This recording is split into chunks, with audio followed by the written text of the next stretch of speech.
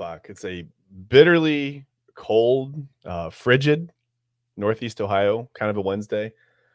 I think it's about 15, 20 degrees outside. It probably feels like maybe a little less than that with the wind chill. Definitely a blustery, typical winter January day in Northeast Ohio. But I hope wherever you're watching from, it's nice and warm and cozy and toasty, and you got the hoodie on and the fire going or whatever else is happening around you. I just hope you're comfortable and warm, because going out in this stuff is no joke. It's very, very cold. A pretty good show for you today. I do not have a co-host for you right now. Ben Bales was MIA at press time, so I'm hoping to hear from him soon, and hopefully we'll get him in here before the end of the show. Anyway, we just want to really talk about the college football playoff national championship. Well, first off, welcome to the sports show with no name. Formalities aside, there we go. Again, just want to talk about, just really preview the college football playoff national championship. The Ohio State Buckeyes will take on the Notre Dame Fighting Irish here Monday, January 20th. Kickoff is, I believe, at 7:30 from Mercedes-Benz Stadium in Atlanta. And I want to kind of get into just a little bit of how both of these teams got here, their path, and talk a little bit about the semifinal game. I'll put that bracket up. Here's the college football playoff bracket. I remember a few weeks ago when we started, we had a bunch of white rectangles and, a lot of uncertainty as to, where Ohio State would actually be at this time of the season. And that's why the episode today is titled A Brand New Day. It seems like we have a whole different, just a completely different guy at the head coach spot. Ryan Day looks completely different. It's like dark side. We talked about this, dark side Day. We just really needed Ryan Day and Chip Kelly to kind of, I don't know, just have a refresh maybe on the offensive end of things, on the play calling side of things, and just really get back to basics. And it sounds like, when you say get back to basics, you're going simple running. That's not the case with Ohio State. Basics would be, throwing the ball downfield, using your weapons that you have available to you, such as Jeremiah Smith, who, and now in the Cotton Bowl game, he had one catch for 3 yards. Texas did a great job of kind of bracketing him the entire night. And we'll talk about that in a moment here when we get to just some of the keys of the matchup between Ohio State and Notre Dame. But for what it's worth, in their semifinal, Notre Dame was able to down Penn State 27-24. Penn State had a lead in that game, jumped out to a pretty good lead.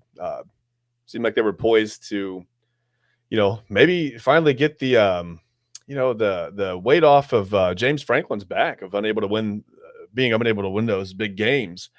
But they, unfortunately, it doesn't matter to me. But they were unable to hold on. Notre Dame came back. Notre Dame's a tough team. One odd thing I thought in that semifinal, Penn State quarterback Drew Aller did not complete a pass to a wide receiver in that game at all. All tight ends and running backs. Now, is that because of the strength of Notre Dame's passing defense, or is that, Aller just maybe not really understanding or reading things in front of him correctly or quickly enough? Maybe we'll find out Monday night if Will Howard has some issues getting the ball to that Ohio State wide receiving crew. Then we'll know. But I don't know, with Jeremiah Smith, Emeka Egbuka, and Carnell Tate, I feel like it's pretty hands down the most talented receiving crew in the country. But Notre Dame is notoriously tough against the pass on defense, so we'll see. But anyway, 27-24. Aller was just 12 of 23 for only 135 yards. He threw one interception. Again, completed all 12 of those passes to tight ends and running backs. Not a single pass completed to a wide receiver in that game. They ran the ball well, and you have to think if Ohio State can run the ball pretty well against Notre Dame, they might be, in a better position. The duo of Katron Allen and Nicholas Singleton was very effective for Penn State. Allen went 19 times for 82 yards, and Singleton actually had 15 carries for 84 yards and scored 3 times on the ground for Penn State. Notre Dame didn't really do anything that impressive to me on offense. Obviously, they did enough to get it done, and then that's a huge key. I mean, you want to do enough to win the game. But it wasn't, they didn't show a ton of explosiveness or anything else going on that really would concern me as to say, like, okay, hey, they have a couple of guys that you just can't cover, right? Like, you're going to have to let them get their 180 yards and 2 touchdowns and hope for the best with everybody else. Really, it's just about bracketing, I think, the running game with, but we'll get to that in a moment. Obviously, the other semifinal, you know what happened. If you watched it, if you're watching this show, you're probably a Buckeye fan, or you at least watched it to, I don't know, maybe you hoped they were going to lose. But they downed Texas 28-14. Very, very exciting game. Pretty much, it was a defensive battle. Ohio State struck first. It took Texas a long, long time to get anything going offensively, and when they finally did score, with less than a minute on the clock before halftime, Ohio State stole the momentum right back with a 75-yard screen pass from Will Howard to Travion Henderson. And you could just kind of feel, watching that game, you could just kind of feel the wind come right out of Texas's sails. I mean, it just felt like, all that work, all the struggles offensively to finally put 7 points on the board, and Ohio State takes it right back in one play in about 15 seconds. And I thought that was huge for the momentum for the Buckeyes going into halftime, especially knowing that they got the ball back now up a score rather than, having watched Texas just tie the thing up. So, that was huge. And there was no bigger play in the game than, basically the play that ended it. Jack Sawyer getting to his former roommate, as we all, became very familiar with if you watch the broadcast, that Jack Sawyer and Quinn Ewers were former roommates when Ewers was at Ohio State. Anyhow, Sawyer strip sack, 83-yard fumble return to the house. Very exciting play on a 4th and goal for Texas when they had numerous chances to put the ball in the end zone against this Ohio State defense, which has been unbelievably good in the red zone and even better in goal line situations this season. They're really tough. And as Jack Sawyer said, after the game, give us an inch and we'll defend it. And they did. They did absolutely that. That was a huge 14-point swing. Put the Buckeyes up 14, and then on Texas's ensuing possession, Ewers threw an interception, just trying to make something happen over the middle, and that pretty much iced the game. At that point, all they had to do, the Buckeyes, was just run the clock out. They had a little trouble getting going in this one. I mean, Texas was tough. Let's give it to. I mean, Texas wanted it. They were a great team. They played really, really well. I thought they did a great job with Jeremiah Smith. We talked about the bracket coverage. They just seemed to keep a guy underneath and a guy over top of him all night. Always had a guy inside, outside, just they didn't really let him get free.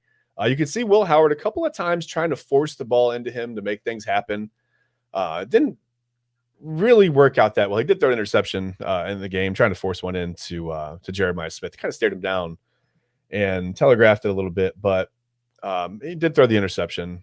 Obviously, didn't come back to bite them in any significant way, but you will want to keep an eye on that against Notre Dame, because the one thing against Notre Dame, as we get into it here, as we said, Notre Dame's strength is their pass defense. They're very, very good. And I just kind of want to, who has the advantage in this game, right? Is it OSU's offense? Is it Notre Dame's defense? We'll get into that. We want to get into some of the basic numbers. These two teams have played 8 times over the history of their existence as college football. It's kind of hard to believe Ohio State and Notre Dame have only met up 8 times. That seems crazy, but yeah, Ohio State holds they're 6-2 basically over Notre Dame. Notre Dame did win the first 2 matchups. Ohio State's won 6 in a row. A lot of people read a lot into that kind of stuff, and it just doesn't really matter. I mean, none of those guys are on the field. Well, some of those guys are on the field from last year's matchup, but most of those guys that have played in those games are long gone from college football. The history means basically nothing. The history of the matchup means nothing in the past. It's just fun to kind of look into the numbers. Ohio State is currently an 8.5-point favorite. We'll throw the graphic up here. There you go. Ohio State versus Notre Dame. They're an 8.5-point favorite currently. The over-under sits at 46 points. It's a couple of Buckeyes going at it. Marcus Freeman, former Buckeye player, versus Ryan Day, obviously the current Buckeye head coach. 2 Midwest teams. I don't know how ESPN feels about, they have a deal with the SEC, and they're covering a team from the Big Ten and a team that's not in a conference, which, by the way, if you're watching and you have any thoughts about Notre Dame being or not being in a conference, let me know. I saw James Franklin made a comment in the pregame press conference and said that every team should be in a conference. And I guess maybe it seems that way if you've been in a conference and you're playing within that kind of framework or whatever. But from Notre Dame's standpoint, I mean, the teams that got to the college football final, the championship game, they get $20 million to be dispersed among their conference. So if you're if you're the Buckeyes, there's like what 47 teams in the Big Ten now, right? 18 teams. They're all very happy. $20 million gets split. I don't know how, what the breakdown is exactly. If they split it up evenly, I have no idea. We can talk about that on another show. But you're looking at Notre Dame, they're taking home $20 million to put in their pockets, right? So how can you tell Notre Dame, hey, everybody should be in a conference, right? It's never going to happen. I mean, until someone forces Notre Dame to do something along the lines of actually being in a conference, it's not going to happen. Notre Dame is never willingly going to join a conference. The only advantage is right now getting a top 4 seed in the college football playoff. The best they can do is a 5 seed without winning a conference. And, we saw how that worked out for them this year. I mean, it didn't hold them back. They're in the championship game. So doubtful that Notre Dame would ever join a conference going forward, but you never know. We'll see. So again, we want to get into, we all know the names on the Ohio State offense, right? If you're watching the show, again, you're likely an Ohio State fan, or you're at least, maybe you've watched this in the past. We've talked about Ohio State ad nauseum at this point. You know the guys, right? It's Will Howard, Travion Henderson, Quinshon Judkins, Jeremiah Smith, Emeka Egbuka, Carnell Tate, etc. At times, G. Scott shows flashes of really getting involved in the offense. But who are the key defenders for the Irish? Let's talk about that a little bit. I think I want to get into Christian Gray, a cornerback, a little bit. He's got 9 passes defended, 3 interceptions on the season. He has a 99-yard interception return for a touchdown this year. Jack Kaiser, linebacker for the Irish, leads the team with 85 tackles. You've got Xavier Watts, the safety. He has 6 interceptions, actually leads the team. He has a 100-yard interception return for a touchdown. So not only are they, good against the pass, they're very athletic. These guys are good with the ball in their hands. So just more reason, not to force a ball into somewhere that maybe it doesn't fit. I know Jeremiah Smith has an enormous catch radius. You feel like you throw the ball anywhere near him, he's going to come down with it. But you don't want to get the ball into the hands of, these Irish defensive backs. I mean, they're very good with the ball in their hands. I mean, they can make their own momentum per se. And then you've got true freshman Leonard Moore, a cornerback from Texas. He actually leads the team with 10 passes defended. So he's come on strong. The Irish have a very good secondary, and I think they have a very good idea, especially after watching what Texas did. I'm pretty sure, Notre Dame's going to have a pretty good idea of what to do with Jeremiah Smith, what to do about Jeremiah Smith, right? Again, expect more bracket coverage. I mean, just expect 2 guys to follow him basically wherever he goes. They're going to force Will Howard to find, Egbuka, Tate, check down to a tight end or a running back at some point. And that worked out just fine against Texas. I mean, I thought Howard mostly made pretty good decisions, took what Texas gave him. They were able to move the ball. Weren't always able to get in the end zone. Or, in Howard's case, stay on his feet when he had a clear path to the end zone. I don't know if you've ever done that. If you ever played a sport and you see what's in front of you and you're all of a sudden, your heart and your ego is a lot faster than your legs, right? So I don't know. I swear, you can feel the gravity of that moment. You start leaning out and getting too fast, then your legs can't keep up. And it was a funny moment. It's pretty frustrating when it happens to you. It's, now that we know it didn't cost them anything, it's funny to laugh at. But yeah, I mean, Will Howard's going to have to make a lot of good decisions. He's going to have to find open receivers. He's going to have to, maybe throw some balls into coverage. He's very good at the anticipatory throws. I don't know if you've noticed. It seems like through the year, he's just gotten more comfortable in that offense, and he's made a couple of really, really nice throws where, I mean, in the Texas game, there was one in particular. It looked like he was throwing it directly to a safety, and I don't remember who made the catch on this. Might have been Egbuka. I can't remember who made the catch, but it was more of a crossing route, and he threw it right at a safety, right at a defender, having the faith that his receiver was going to get to the spot, in time. And he did. And he made the catch. But those, when you're watching those on TV, they can make your heart stop a little bit in a close game. So there's just more of that from Howard. More of the running game. If they can run effectively against the Irish, you'd have to think they would have a huge advantage. And if they can stop the run defensively, that's the thing about Notre Dame. They run the ball well. They don't really throw the ball. There's nothing that pops off, and says, hey, the Buckeyes defensive backs can't cover these guys. But you never know. I mean, Denzel Burke's had his ups and downs. Davison Igbinosun has had his issues with holding and pass interference calls here and there. Expect to see more of Matthews in this game. I don't know exactly personnel-wise what the Buckeyes are going to be looking at defensively. But I would imagine more of the same, more of kind of what they did against Texas. I mean, a similar offense. Obviously, Ewers did not, was not able to move just the way Riley Leonard can. It's not going to happen. Leonard's only thrown 19 touchdown passes, but he's been deadly in the run game for the Irish. Their quarterback, ran over 800 yards, 16 touchdowns in this one. If Ohio State limits him and Jeremiah Love, who was over 1,100 yards and scored 17 touchdowns on the ground, I would think they should be able to win this one by just eventually turning Notre Dame into kind of a one-dimensional team and forcing them to pass. And, Notre Dame has some injury issues. They're going to be missing their left tackle in this one.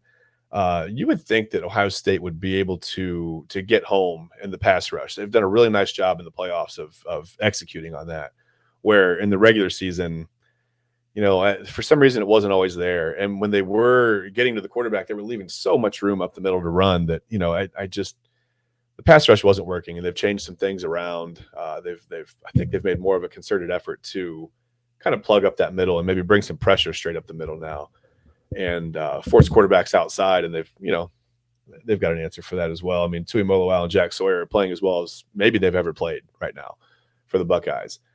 That's a good thing. That's a very, very good thing. So again, receiving numbers for the Irish don't really pop off the page at you in any way. Leonard he does a good job of distributing the ball pretty evenly.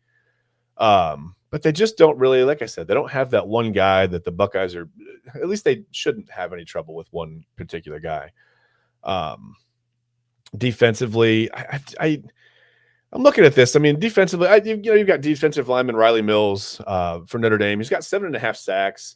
That's probably the one area defensively that Notre Dame's been a little bit lacking in. They really haven't gotten home much against the quarterback. We talked about Ohio State, kind of lacking that ability going into the playoffs. And they've completely, turned that narrative around. I mean, they're getting to the quarterback now. They're causing a lot of problems, but they're also jumping out to big leads. And like I said, forcing these teams to go into a one-dimensional mode where it's like, they're going to pass. You just pin your ears back and you go after the quarterback. You don't have to worry about the run game. You don't really worry about, there's no play action. I mean, to even, keep your eye on.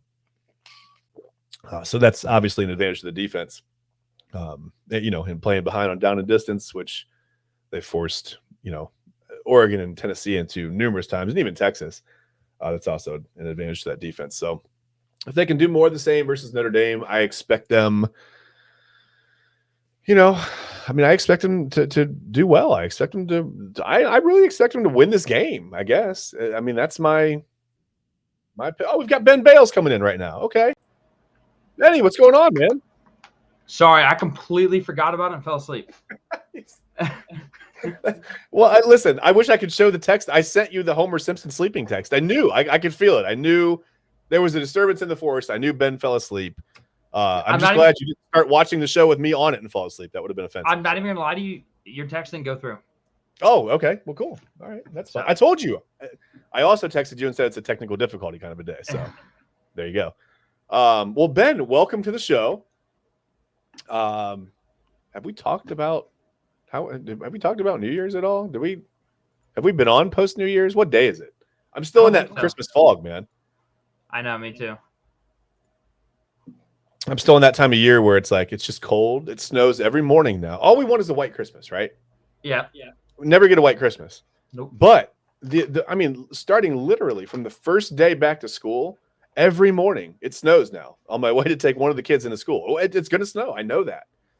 I don't know where that was for Christmas, but yeah, we were just talking about, I was talking about, I don't know who we is, or who we are, but I was talking about just some of Notre Dame's, strengths and their one deficiency, on defense. Ben, they're very good pass defense. They've been very, very good against the pass. I was talking to, just whoever's watching right now about how probably to expect more bracketed coverage against Jeremiah Smith. Wouldn't you agree with that? Yeah. I think they're going to do what Texas did to try to take Smith away. But the advantage for the Buckeyes is they have plenty of weapons. Literally at any level of the offense, they can throw the ball and expect someone to make a play. I think that's a huge advantage to Ohio State. Notre Dame has a pretty good running game, obviously, with Riley Leonard and Jeremiah Love. Pretty good 1-2 punch right there. They do run the ball well, but they don't really necessarily throw the ball all over the field. They're not an explosive passing offense. Yeah. Leonard distributes the ball well. It's not like he has one guy that he focuses on and tries to feed. If that doesn't go well, then they're done. He does do a good job of finding the open receiver. It's just like I said, they don't really. I don't think you have to worry about Notre Dame going over the top. Is basically what I'm saying, right? Yeah. That could be a big problem for them because Ohio State's defense is kind of suited for playing a team like that. There, and I don't know if you heard Jim Knowles' press conference after the Texas game. I did not. Well, I don't know what you're going to say. The play that Jack Stewart got a touchdown on. Yeah. They never ran that coverage all year. Okay. Jim Knowles said that he's mixing in coverages that they haven't ran all year, but that looks like other plays that they ran. Yeah. So smart. He's dialing up some pressures that they haven't used all year. Smart. So that's really smart. I think that's what you have to do. I think you have to give. You can't come out, and I think right now you can't come out and give the same looks that you've given, for 12 or 13, 14 games. And I also think if you're Chip Kelly too, I think you got it. Like, this is a game where you need that Chip Kelly creativity. Yeah, I thought the creativity went away a little bit against Texas. I thought it was like, hey, let's try some of those same things we did against Oregon in the same order. I did too, but at the same time, like, Oregon was also had Jeremiah Smith one-on-one. So it was kind of like, hey, Will Howard just chuck the ball to Jeremiah Smith and let him make a play. And against Texas, he was kind of bracketed. So you saw the short to intermediate routes to Carnell Tate.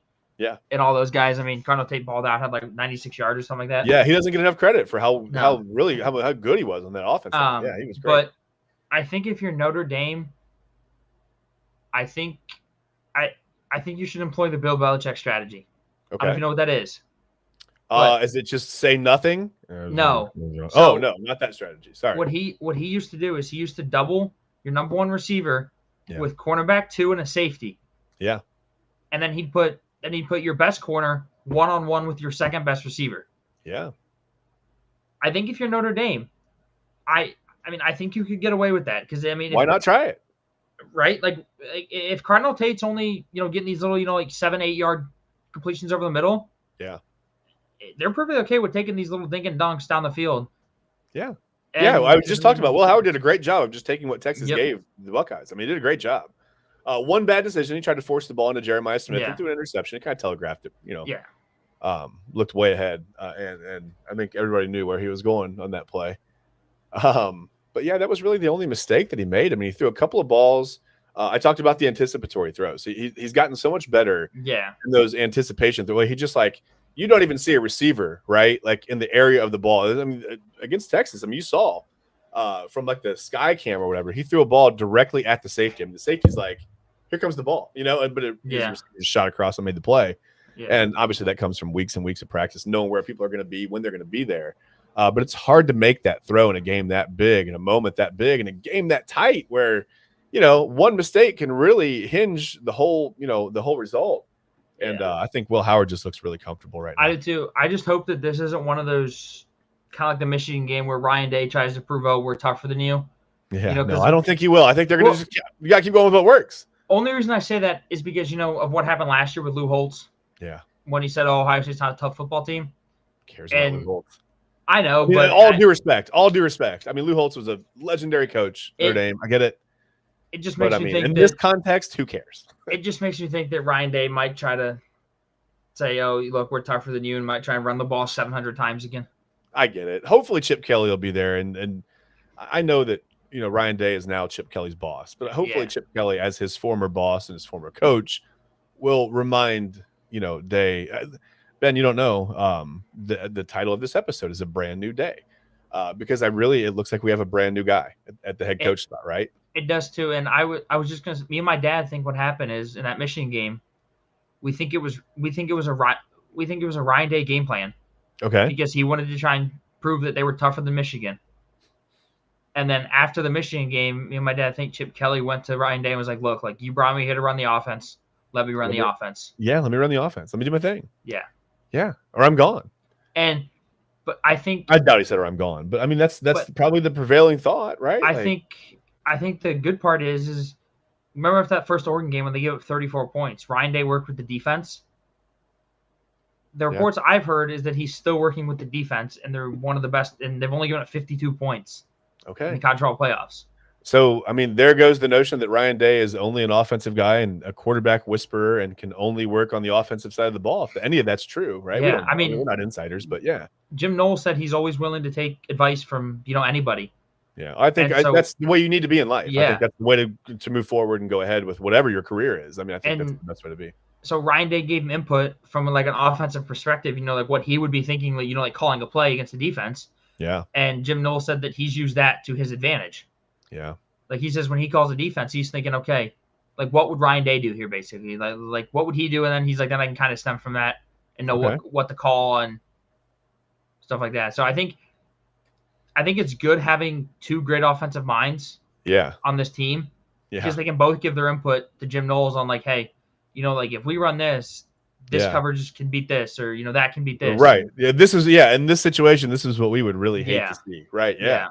Yeah, exactly. I think that's great. And I think you have to collaborate like that. I don't think people realize. I think sometimes people think the offense and defense are just two totally different, like, countries when it comes to practice. But I think you have to collaborate. You have to get together. Yeah, and I think it showed because like this is the best Ohio State team I've ever seen under Ryan Day. Yeah, like ever. Save for maybe the one game in 2020 against Clemson where they just came out. But again, it was this whole and it's Georgia in the semifinal, But it was the different game plan. It was like, where has this been? Yeah, it's I don't know. I don't get that. Like I said, that whole entire year against Georgia, people forget C.J. Stroud's first ever college snap. He took a ball 45 yards for a touchdown. Yeah, on a run play. Yeah, he can move. And then next year didn't run the ball until you got to Georgia. Yeah. And then you get to Georgia, and he's running the football, and Georgia's like, wait, where'd this come from? We haven't seen this all year. Well, and I think what it is, a lot of it is, Ryan Day seems to always have these like kind of one-and-done guys, right? Like Justin Fields transferred in, and it's like you have a little bit of time with him. You got to really, really like concentrate on developing that guy. It seems like the backup is always a project, right? Like there's never a guy – we don't have the situation where it's like Braxton Miller, JT Barrett, and Cardell Jones, where all three guys are pretty, at an even baseline of you can go out there and trust them to do different things, but you can go out there and trust them to do things in the offense, right? Right now, which I understand, people say, hey, Will Howard needs to run more. Like we need to run him 15, 16 times a game. No, not right now, because what they're doing is working. We all saw what happened. He tripped and fell. We all saw what happened. He pulled a Daniel Jones. Talked about that too. He pulled a Daniel Jones. Yeah, there's like extra gravity moments where like your ego just gets like faster than your legs, and I don't know how that happens, but it does happen. Everybody's had that happen. No, but Tim Tebow was on the Pat McAfee broadcast of the Ohio State game. Yeah, and Tim Tebow said on that huge fourth down, or what was I think the run happened on third down. Fourth down. Fourth down. Yeah. He said it'd be a perfect opportunity for a quarterback keeper here by Will Howard. Yeah. Because they hadn't run it all game. And sure enough, he did it. And then when he fell over, Tim Tebow goes, he goes, I've been there before. It happens. I mean, I've been going after a fly ball and like just I don't know what happens. Like how does your upper body go faster than your but it happens. I mean it does. But again though, that's like I've harped on it all year. That's a Chip Kelly play. Okay, we haven't used it all game. It's 4th and 2. Let's bring it out in the most crucial moment of the game. Yeah, of course you're going with your tendencies, and then you don't. That's awesome. I love that. I hope we see a totally different, a whole new wrinkle on offense. Against Notre Dame. I think that's important because I think Notre Dame, obviously, they're smart, right? You know that you're playing a Notre Dame team who every athlete on the field, they're going to be very, very intelligent, right? You have to be intelligent to get into Notre Dame. Period. Unless they come down to goal line stand, where they can't give a touchdown. Then they might only have 10 guys on the field, but we won't talk about that. A team like Notre Dame would never do that. That would never happen. I remember that. Remember people saying that was the only reason Ohio State won that game. Dude, my favorite play from the college football playoff so far was that first play against Oregon, where they started with G. Scott in the backfield. Yeah. He motions out and runs a seam down the sideline. Yeah. And he was wide open. Yeah. Because no offense to G. Scott, but who pays attention to G. Scott on play 1 out of the backfield, right? Like that's brilliant. Yeah. Like going into motion, and he runs a streak down the sideline. You hit him for 30 yards. When that happened, I was like, okay. I was like, this is going to be a long game for Oregon. Yeah, like I they're think it's gonna be awake, a like they're long up day. and they know what's going on. Yeah. I got into a little bit. I got to get off of here. Actually, I've got to get out of here a little bit early. So I'm sorry. I know you're late, but No, you're good. I don't mean to kick you out of here. But I did want to talk about. I talked about the key defenders for the Irish, and I think these are 4 names that Chip Kelly and well maybe 5 names that Chip Kelly and company are going to probably keep an eye on. And I'll go backwards. I started with Riley Mills, or I'll start with Riley Mills, because the one thing that Notre Dame doesn't really do well is sack the quarterback, right? Mills has 7.5 sacks on the year. It goes downhill quickly from there. He by far leads the team in sacks. So maybe he makes a play or two. I don't know. I have no idea, but I think these are the guys that Chip Kelly and Ryan Day are going to be thinking about offensively. At least maybe might be in the back of Will Howard's mind a little bit. True freshman cornerback Leonard Moore, 10 passes defended this year. He's come on really, really strong. Yeah, he has. He's playing great pretty well. Great player for the Irish. I'm not sure where he was in recruiting. I didn't have time to look into all that. I don't know if that was a surprise. You don't see many true freshmen in all of college football that play, let alone start and play. Well, yeah, and normally it's a thing like Texas had the edge rusher. Yeah, it's easy to throw a true freshman out there and go, hey, go get after the quarterback and don't let him throw the ball over you. Like that's a pretty that's not asking them to do too much, right? Like playing quarterback that's a tough ask for a freshman. Yeah. Hey, go guard Jeremiah Smith for us. Go ahead. Yeah. Hey, right. Good luck with that. No, so Moore's done a great job, but he and Watts will probably have some kind of responsibility on stopping Jeremiah Smith, I would imagine. Because Xavier Watts, the safety, he leads the team with 6 interceptions. I talked about their propensity to return interceptions for touchdowns. So Watts has a 100-yard interception return for a touchdown, right? Quarterback Christian Gray has 9 passes defended and 3 picks. He returned a 99-yard interception return for a touchdown. So what you're saying is don't throw the ball on the goal line. Yeah, don't let the Notre Dame secondary get the ball in their hands at all, really. So again, that comes down to not trying to force the ball into Jeremiah Smith. I promise you, he's not going to get upset and transfer out if he has 2 catches for 8 yards. He understands, right? Yeah. We don't have to take care of him and feed him. We just need to take what they give us. Did you see his response on Twitter after the game? No. What he goes, I don't know I was that good. Because it was a picture and it says why Jeremiah Smith only had 1 catch for 3 yards, and it's 3 Texas guys sitting there staring at Jeremiah Smith at the line of scrimmage. That's funny. That's really fun. Well, hey, that's what we can expect more of, right? I mean, you can expect that. And that's going to open up things for Ibuka and Tate and G. Smith and Travion Henderson out of the backfield. I think that does a lot of things. You got linebacker Jack Kaiser, great player. Leads the team 85 tackles, great player. He's just in on every play, it seems like. He's really good against the run. Notre Dame's just really good against the run, period. If Ohio State can have success running the football, I think that opens up a whole world of possibilities here for them. I do as well, but I think it's also like one of those things like the Texas game where they hadn't thrown a Travion Henderson screen pass all year. Yeah. And then you break it out in the Texas game, and he takes it 75 yards to the house. And I talked about that, before you signed on. I mean, what an absolute momentum killer. I mean, you could feel the wind come right out of Texas' sails. I mean, for all the struggles, for all the fighting, they finally got 7 points on the board with 29 seconds left, right? You're looking great. Now you go into halftime, you make the adjustments, you come out, you stop Ohio State once, you get the ball back, and you're sitting great.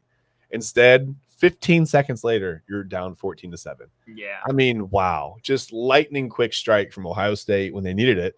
And in that game, it was you didn't really want a bunch of lightning quick, drives. I mean, you really wanted to hold on to the football a little bit and try to keep, Ewers and company off the field. And I thought they did a good job. I thought that might have been some of the game plan too, but I really think most of it was just Texas just kind of going into that zone defense where they bracketed Jeremiah Smith and just forced Ohio State really to take everything in front. They played 2 high safeties, didn't let him throw anything over the top. And I thought Howard, like I said, I thought he did a good job making good decisions. Yeah. I always felt like the Tom Brady effect, right? You just kind of take what's there, what's in front of you, the 5 or 6 yards that you have, and you're happy with that.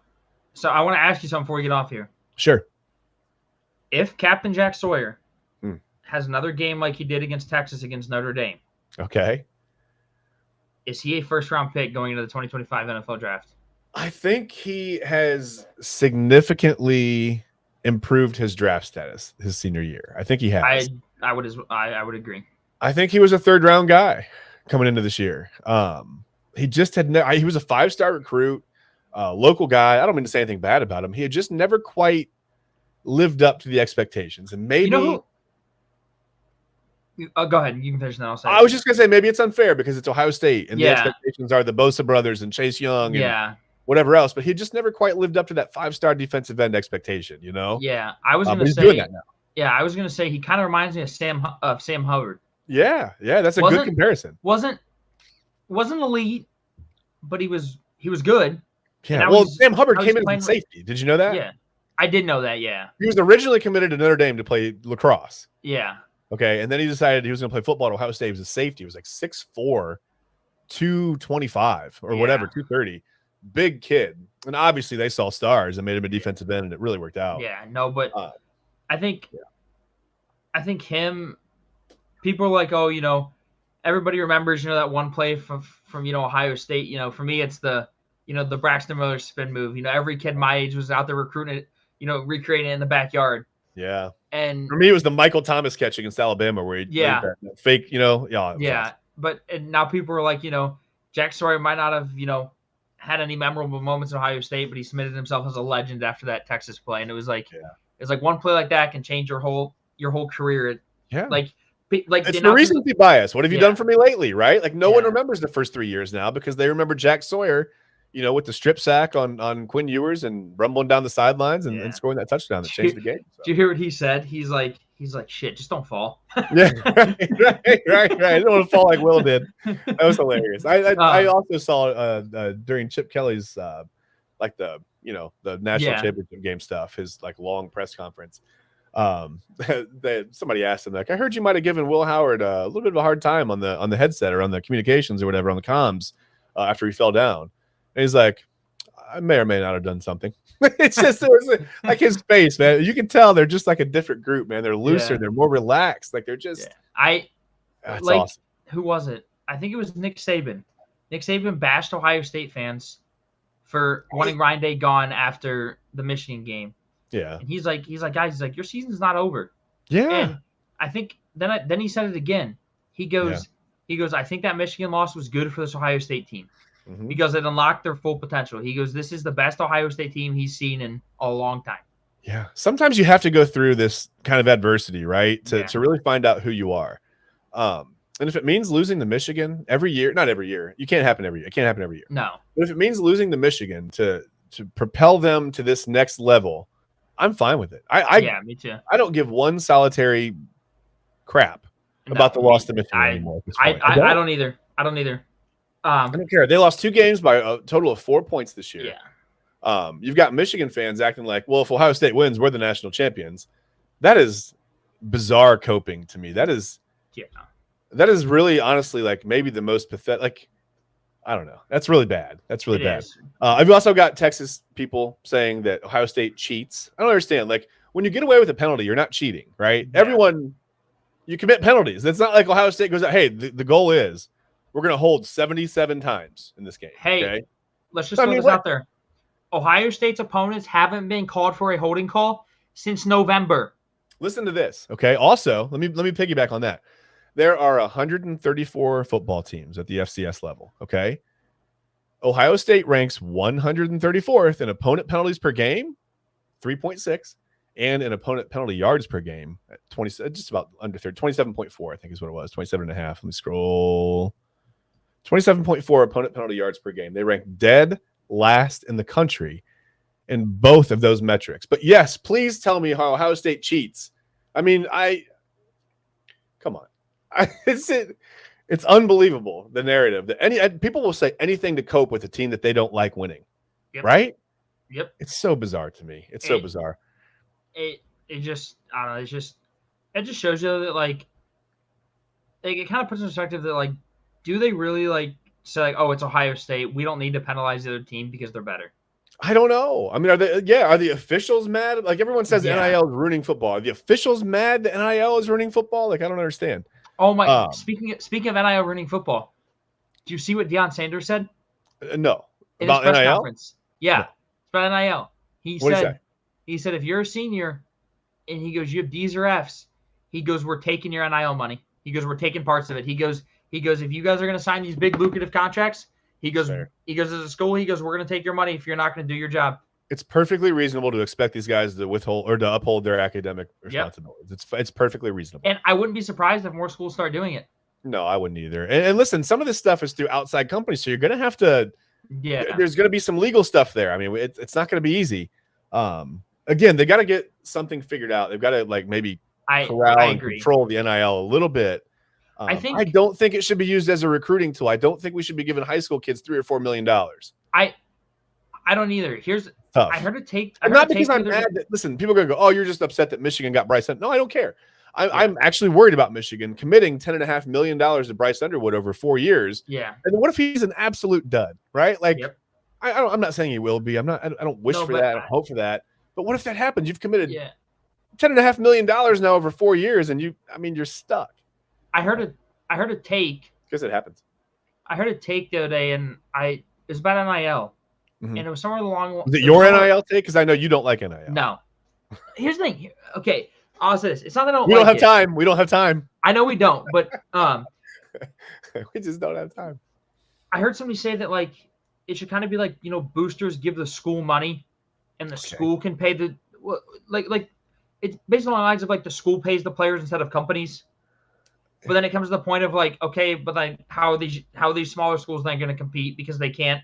Yeah, they're not as big. And I was like, you have to be lucky to have a wealthy, alumni base. Yeah, like I get where you're coming from there, but at the same time, it's like again, then you'd have the same 12 schools in the college football playoff game every year because they're the ones that can afford the most money. Well, the smaller conferences, those teams are always going to swap, right? Whoever wins those conferences, they're always going to swap in and out. But I think you're always going to get a situation like we had this year with SMU and Boise State where they really don't compete. Yeah. But that's okay. I listen. I thoroughly enjoyed this college football playoff. I really did. Me too. I loved it. I loved every game. I watched almost every game.